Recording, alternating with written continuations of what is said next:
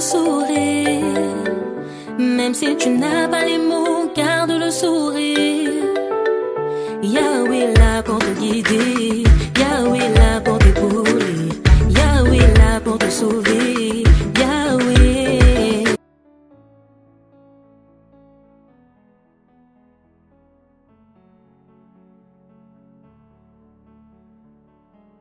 La question que plusieurs personnes qui ne croient pas en Dieu me posent est la suivante. Où est Dieu dans ce monde qui part en vrille? En effet, pas besoin d'être un génie pour remarquer que notre monde part en vrille. On a des guerres, nous avons des génocides, nous avons des famines, plein de choses dans ce monde qui vont en vrille. Et les gens se demandent, mais si Dieu existe vraiment et qu'il est amour, pourquoi tant de maux dans le monde? Pourquoi tant de malheurs dans le monde? On va prendre 2 versets pour voir cela ensemble. Prenons tout d'abord Genèse chapitre 2, les versets 15 à 17. Genèse 2, versets 15 à 17. La parole nous dit: L'Éternel Dieu prit l'homme et le plaça dans le jardin d'Éden pour le cultiver et pour le garder.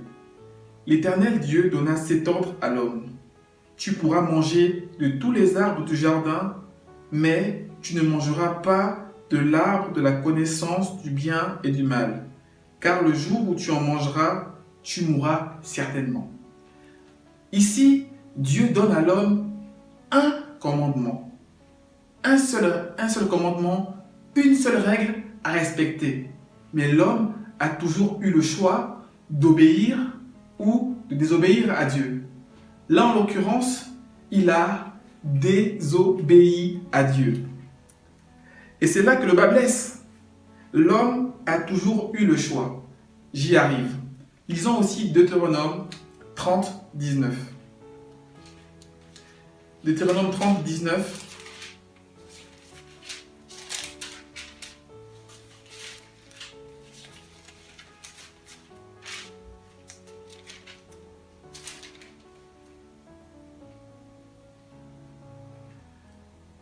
J'en prends aujourd'hui à témoin qu'entre vous, le ciel et la terre, j'ai mis devant toi la vie et la mort, la bénédiction et la malédiction. Choisis la vie, afin que tu vives, toi et ta postérité. D'accord? Dieu a mis devant l'homme le choix, choisir la vie ou la mort. Et encore une fois, l'homme a toujours eu le choix. Vous pouvez me dire, Dieu aurait pu créer l'homme comme un robot qui venait chaque jour devant Dieu et lui dire « Dieu, je t'aime ». Mais quel intérêt?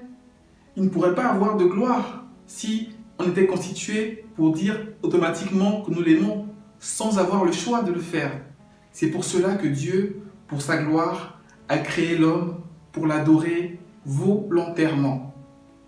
Vous n'êtes pas forcé d'aimer Dieu, vous n'êtes pas forcé de l'adorer, vous avez toujours le choix. Je dis tout cela pour montrer que l'homme a le choix. Maintenant, pour venir à aujourd'hui, pourquoi tant de problèmes dans le monde?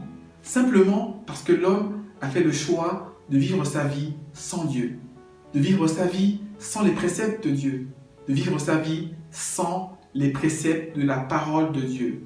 Les hommes vivent leur vie sans lire la Bible. Tout ce qu'ils font comme actes ne sont pas tirés de la Bible. Et c'est pour cela, justement, que nous pouvons constater que le monde part en vrille. Pour finir, j'ai une petite histoire à vous raconter. C'est l'histoire de 2 jeunes hommes qui parlaient justement de ce sujet. Est-ce que Dieu existe? Le premier, qui était athée, dit à son ami: Tu sais, je ne crois pas que Dieu existe. Parce que si Dieu existait vraiment, et si Dieu était vraiment amour, il n'y aurait pas tant de maux dans le monde.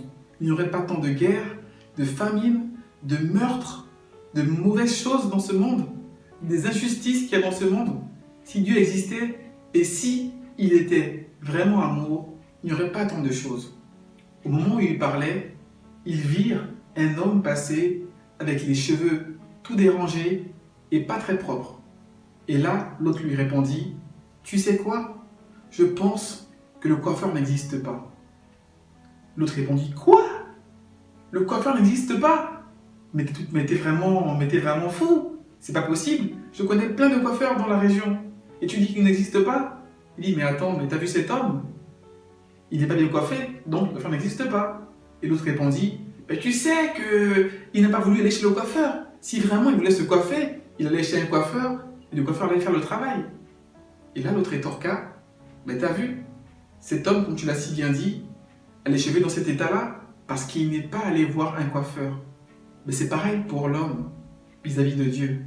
Dieu existe, mais c'est juste que l'homme n'est pas allé vers Dieu pour régler ses problèmes.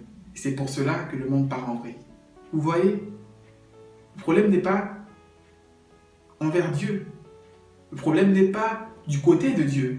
Le problème est du côté de l'homme qui a rejeté Dieu.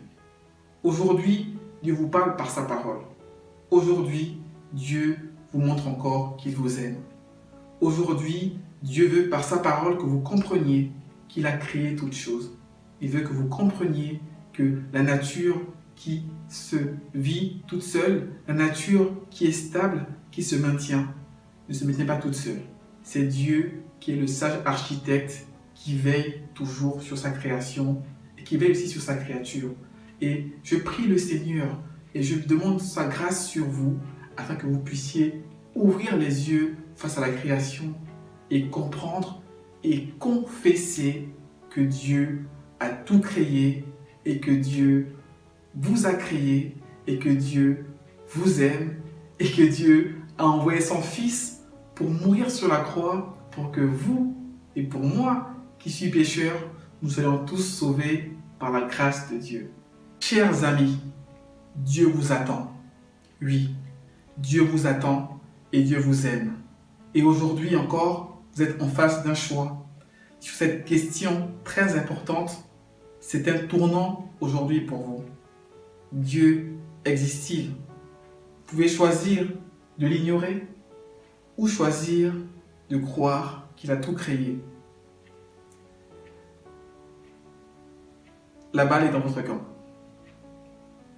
Mais je prie le Seigneur, encore une fois, qu'il vous fasse grâce et qu'il vous ouvre les yeux. Oh Seigneur, ta parole est merveilleuse. Ouvre les yeux à ces hommes qui regardent cette vidéo. Amen. Je vous dis à la semaine prochaine et n'oubliez surtout pas de garder le sourire. Que Dieu vous bénisse.